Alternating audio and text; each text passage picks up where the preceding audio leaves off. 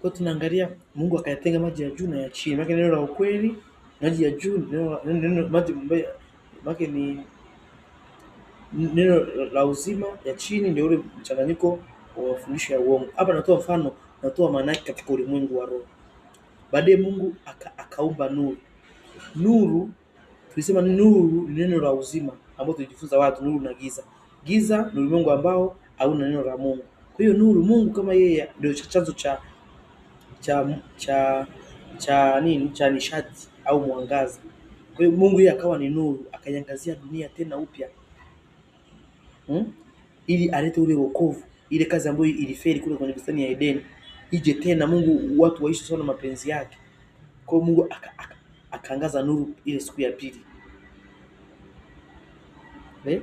Alipotoka hapo, baadaye akachipusha vitu vikatoka ardhini, mimea kulingana na kila mbegu ya huo mmea. Maana alianza kupanda watu, alianza kupanda neno la Mungu ndani ya mioyo ya nini. Baadaye akaanza, kabla ya hapo akatenga maji ya chini, akatenga baharini na akatenga nchi kavu. Baharini, nchi kavu maana ni watu ambao hawana neno kabisa. Baharini maana ni sehemu ambapo kuna mchanganyiko wa neno. Yaani watu wana neno lakini ni la uongo na mawazo ya watu. Au neno la Mungu ambalo lilikuwa linaelezea mifano, maana halina uzima ndani yake. Ulikuwa ni unabii, ila uhalisia wake wao ndio ambao unatoa uzima. Watu wananawa tu mikono, wanatahiri magofu ya kawaida lakini hawatahiri mioyo. Watu wanajitawaza lakini hawaoshi neno la Mungu kwenye fahamu zao, wala hawana badiliko lolote baada ya fahamu zao. Hiyo watu wananawa mwilini ila rohoni hawanawi. Au badilishwa kwa neno la nani? Kwa neno la Mungu.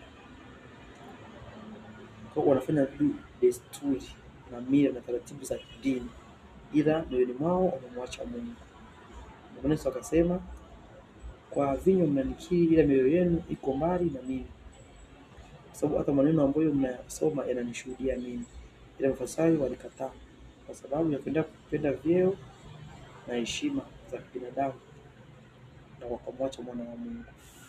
Mpaka leo wengine Wayahudi hawamwamini kama Yesu kwa sababu ya mazingira duni aliyozaliwa, kwenye hori la ng'ombe. Baba yake alikuwa seremala. Kwa hiyo